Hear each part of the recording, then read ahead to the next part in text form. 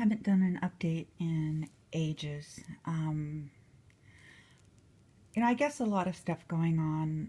My son coming home from college for the summer, and really in the beginning of the year, one of my goals was to simplify and declutter, and I've been doing a lot of that, but also decluttering in the sense that I made my planning so simple.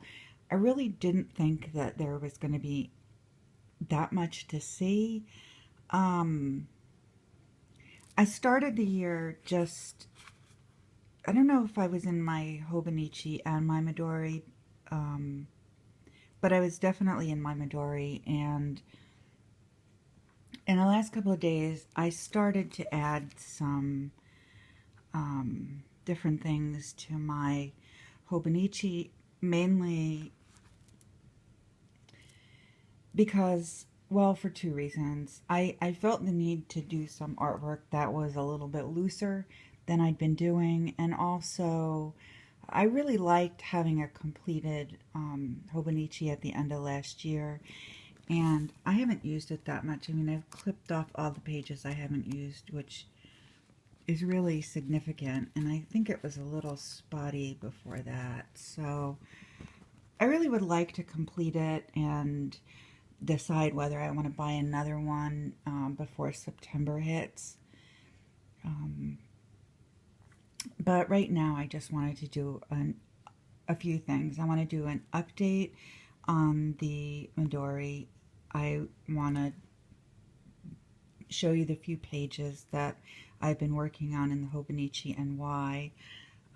Also, my pencil case has gotten much more simpler. I wanted to go through that and the new pens that I'm using.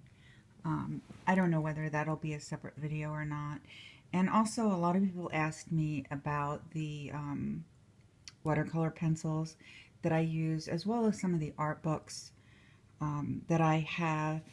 And I'm not going to really review them per se, but I do want to show them. So that's a lot of stuff, and I don't really know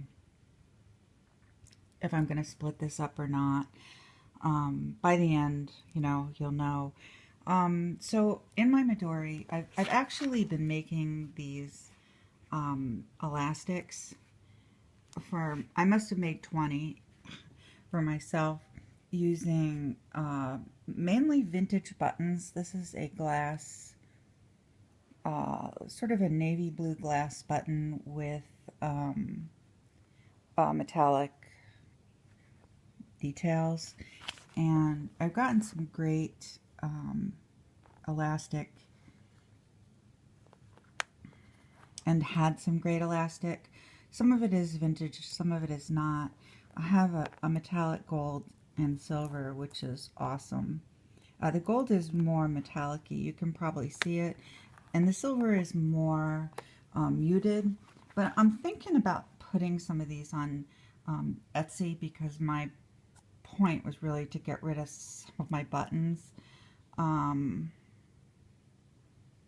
So I guess if anybody's interested, they can let me know.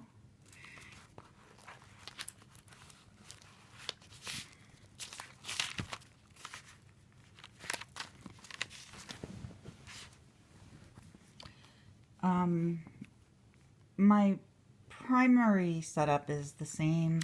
It's the Baum cushion leather folder, and then I actually threw in the two Midori plastic inserts I have.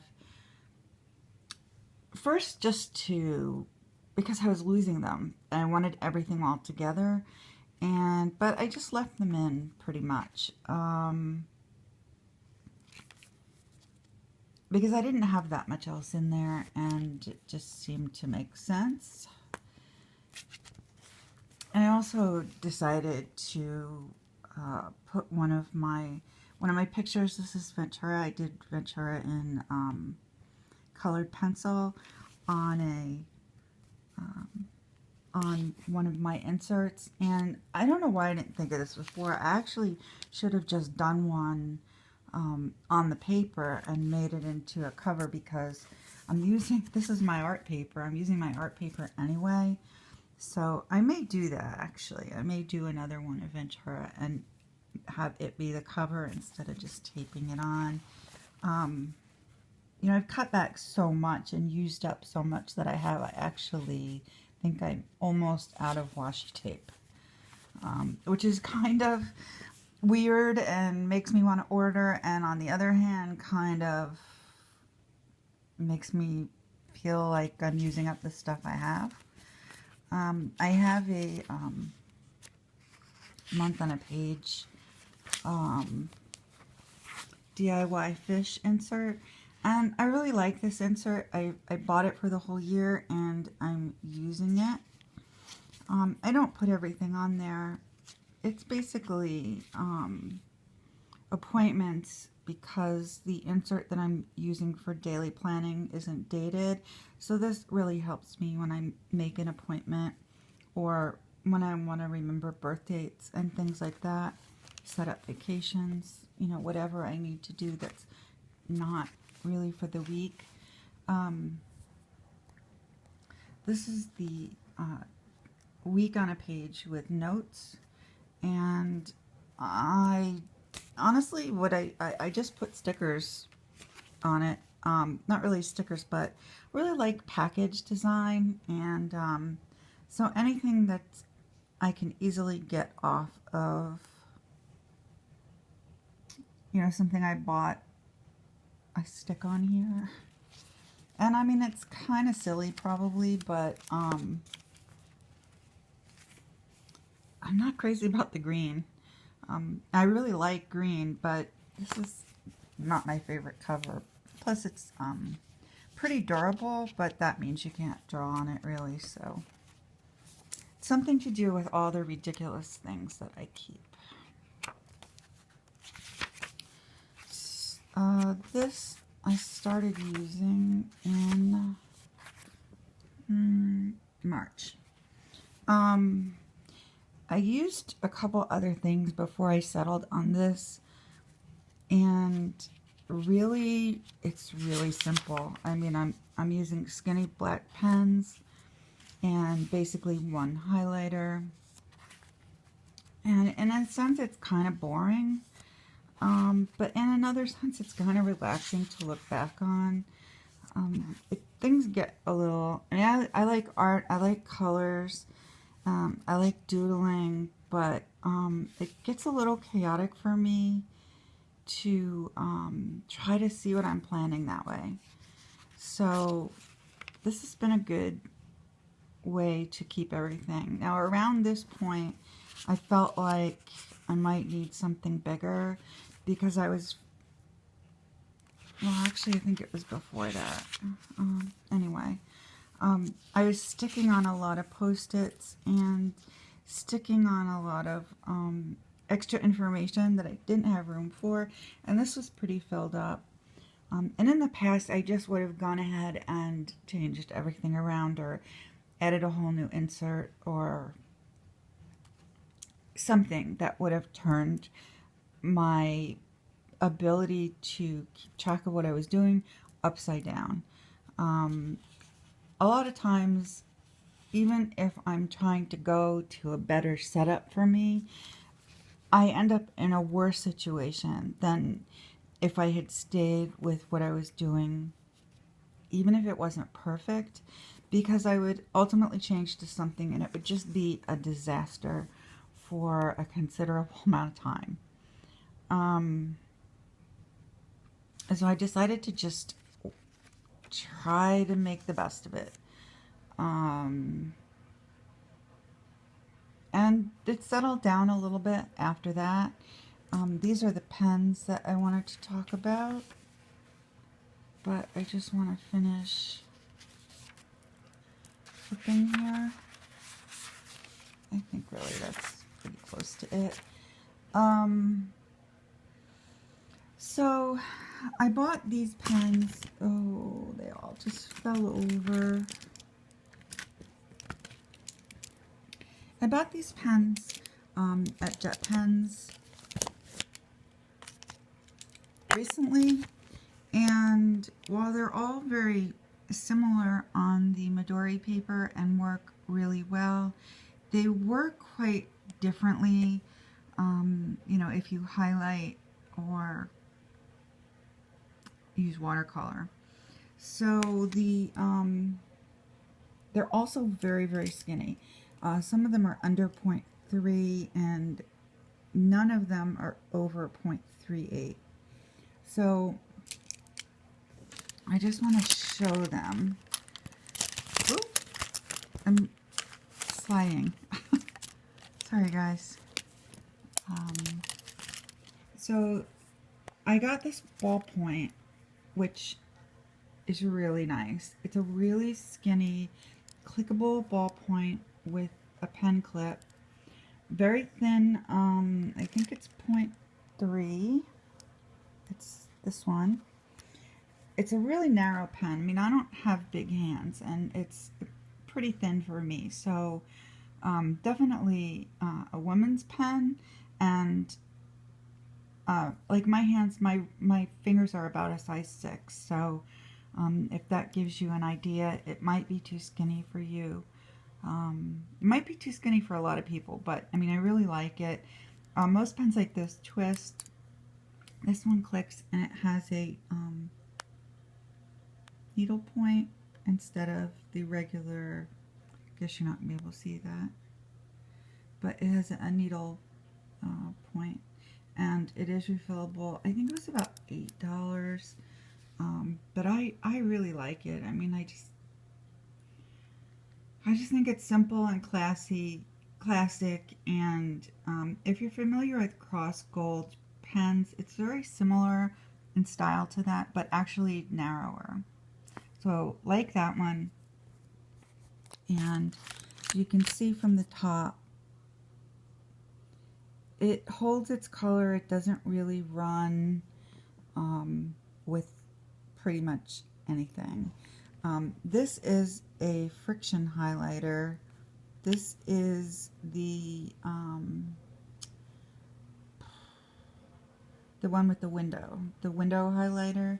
This is an SAI brush pen, so it's watercolor, and here was just water, and I mean, it really holds up to all of that. It's not as dark as some of the other ones, but it's a really nice pen, and most of the stuff was written with this. Now the other ballpoint is the Jetstream, which is similar to the Hobonichi pen, and this one is 0.38, which is skinnier. The Hobonichi pen is 0.4, and it performs similarly to the other ballpoint. It is, however, darker and writes a little, it's a little more, feels a little more like a gel pen to me. And I don't know if that's a function of how skinny it is or the ink. Okay, let me get rid of that one. Now the next one is a Pentel Hybrid in 0.3. Looks like that. All of these came at Jet Pens. And while this one did really well, because it says it's water resistant, while this one did really well under the, when I just used water, when I used watercolor, a regular highlighter, did really well. It did less well with the friction highlighters, which I'm not sure what the ink is made of, but all of these pens did less well with the friction highlighter, which is interesting. I guess it's not water-based. I don't really know, but it held up really well under water and watercolor, and pretty well under, I guess it actually did fine with a regular highlighter. Looking at it on the paper, it looks fine. It looks a little smeared with that. Now, the rest of them I don't see the slicky. Where's the slicky? I don't know where the slicky is. But the slicky was 0.25, and I had 3 High-Tech C inks. And I'm just going to put them over here, really. I already showed them. So the slicky did the absolute worst with water. And the High-Tech C did bad with the blue-black pen.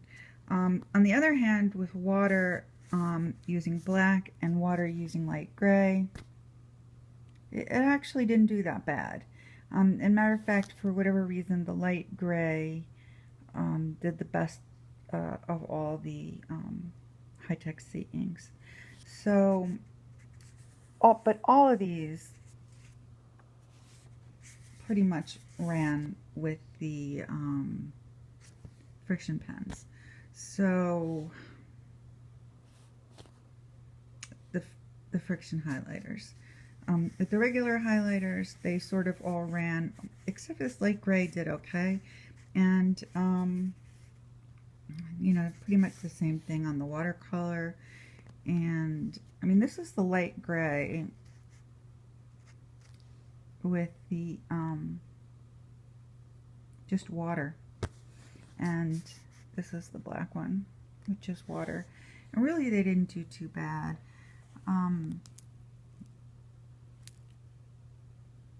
But I guess really the only waterproof pens are the pigment markers that are made for that, and I'm not even sure that would hold up under. I'll have to test that with the friction highlighters. I started using my Hobonichi again a few days ago, just for a little motivating notes, sort of goals as opposed to to-dos, and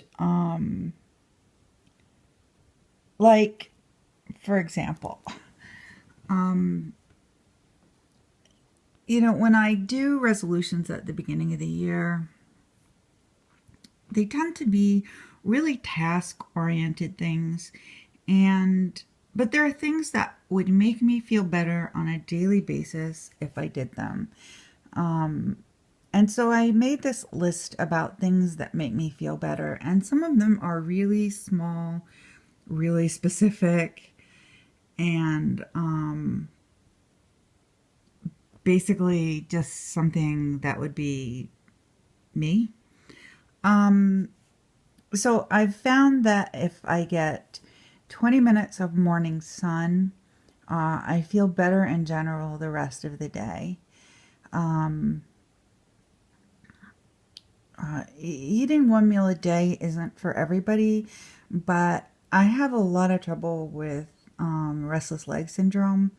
I've sort of had it all my life, but it's the kind of thing that if you have a genetic component to it,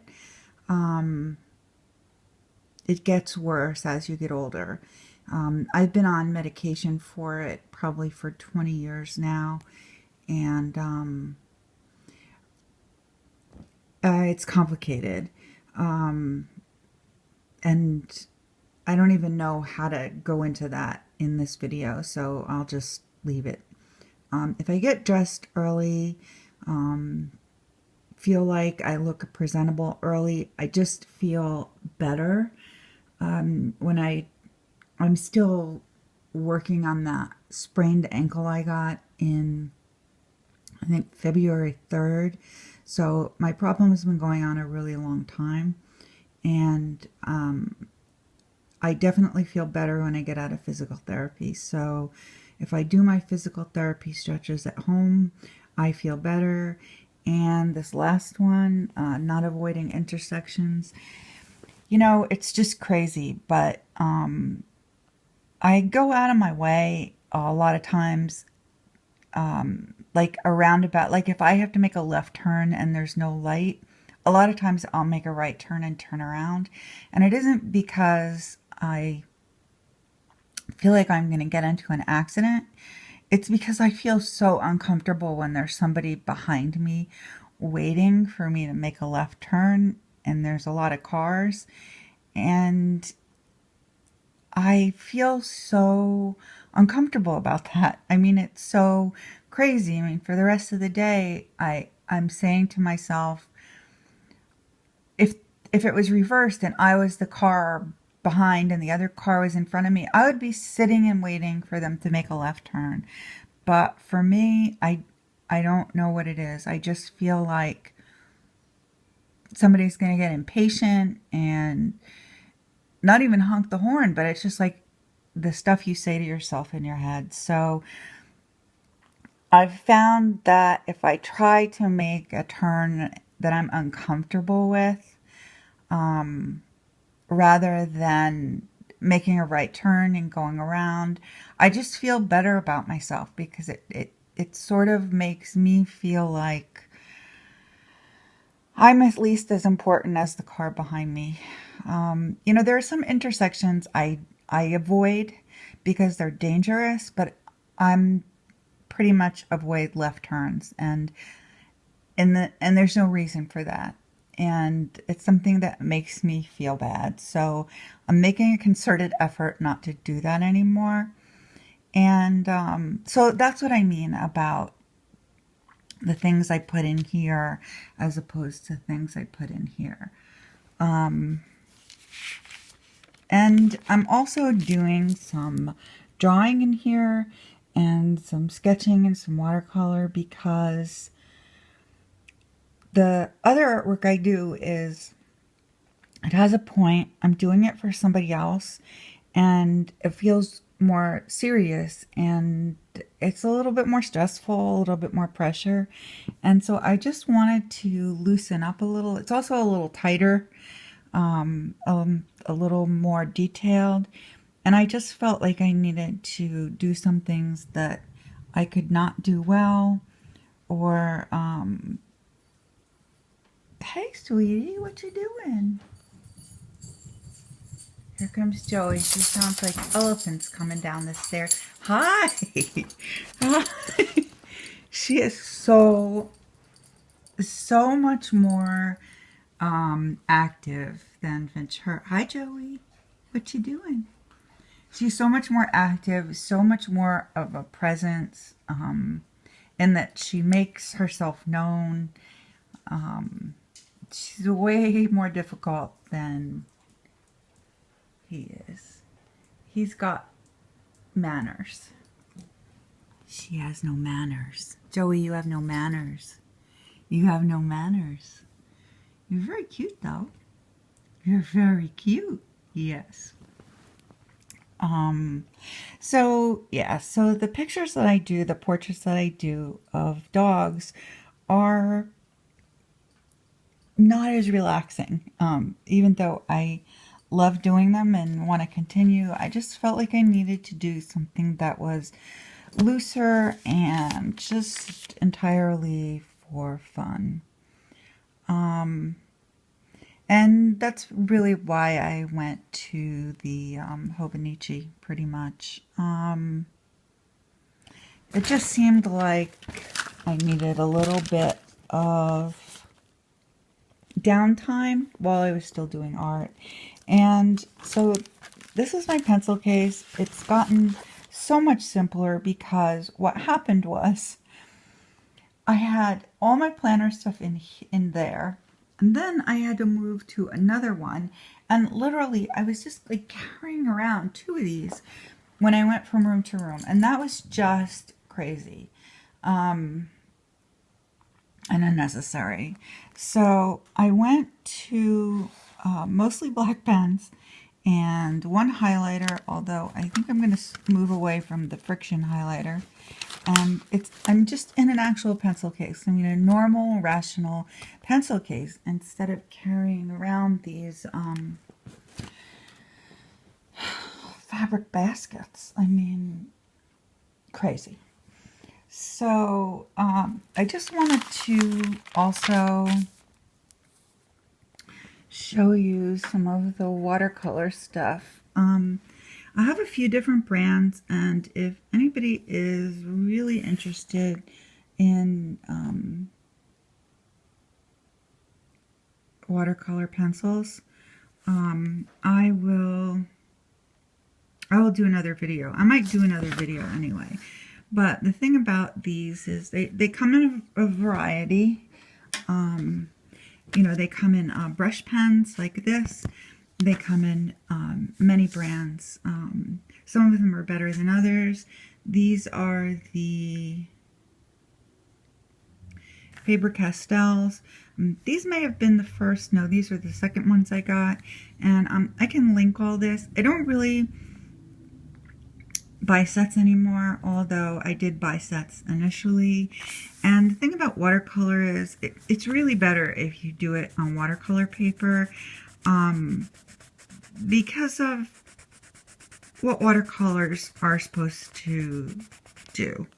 And so when you're watercoloring, if you use watercolor paper, you know, you can wet the paper first and then add the color.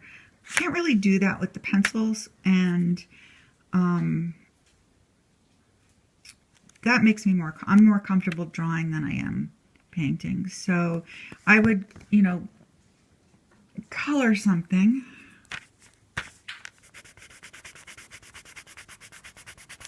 And then get out my brush pen and use that. And the thing about watercolor pencils is you have to get used to them because the color after water is applied is a much more vibrant color.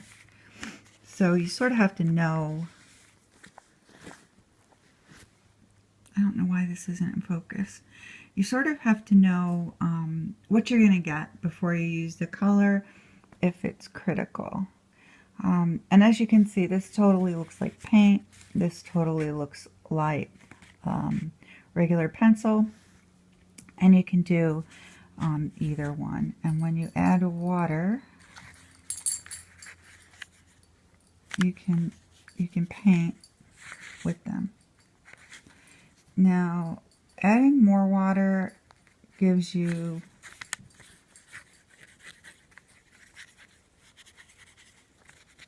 a little bit more mixing time, but pretty much you really want to get the color that you want from the beginning. But these are really nice. They are blendable, and personally, like I've seen a lot of planner videos, and I know a lot of people use like mini pans of watercolor, and I just prefer the pencil because I think I'm more comfortable drawing, but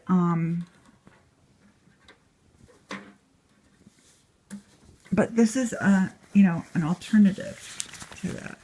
Now you can take color off too, just like a regular watercolor, using you know, just something to dab it off. One of the nice things about the Hobonichi paper is that it's resistant to the, you know, to inks and water, and so you actually have more time to play around with watercolor on a paper like this. But this is really for sketching, you know. I mean, it doesn't, if you're doing something that you're doing a lot of work on and reworking different areas, you know, it definitely will see stuff on the back. But for drawings like this and in a planner, you know, I mean, that's certainly okay for me. But I mean, you can see, you can get a lot of variation with the pencils. I mean, this looks very similar to what it would look like if I had done it from a pan. You know, you get a lot of nice variation. But really, I'm trying to do mostly drawings like this, which are just simple and don't require a lot of reworking. And that's kind of okay for this. This was a, what is it? I use a gray Copic for shadows, which is not good in the Hobonichi paper. It also makes the ink run, so not the perfect, but it does make nice shadows. So just a little bit about the watercolor pencils, about the Hobonichi, about stuff that I'm doing. And I have a lot of art books. And if anybody's interested in some of the books that I have, I will definitely talk about them. But you know, let me know if that's something that would interest you, and I will video that too. So thanks guys, thanks so much for watching, and I hope you enjoyed the video.